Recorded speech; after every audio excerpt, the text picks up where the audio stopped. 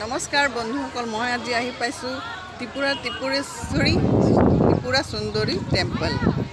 মা সতীৰ ৰাইট ভৰিটো ইয়াত পৰিছিল বুলি কয়। এইটো এটা ধুনীয়া পীঠস্থান।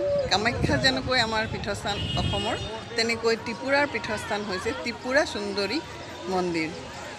ধুনীয়া পৰিৱেশ, চাই লওক কিমান ভক্তগণ ইয়াত আহিছে পূজা দিবলৈ।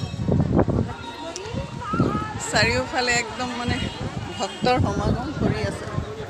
সকলোৱে লাইন লৈ পূজাত কৰিবলৈ গৈ আছে মন্দিৰত। আপোনালোকে আহিলে ভাল পাব। ত্ৰিপুৰা সুন্দৰী টেম্পল। ইয়াত দুপৰীয়া 2টা বজাত ভোগ নিবেদন হয়। আপোনালোকে ইচ্ছা কৰিলে ভোগ খাব পাৰিব।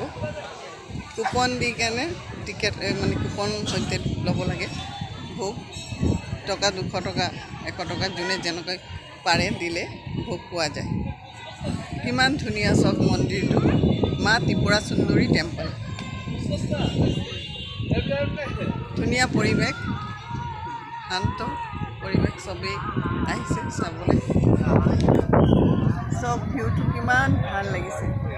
মনটো একদম শান্তি পবিত্ৰ হৈ যায়।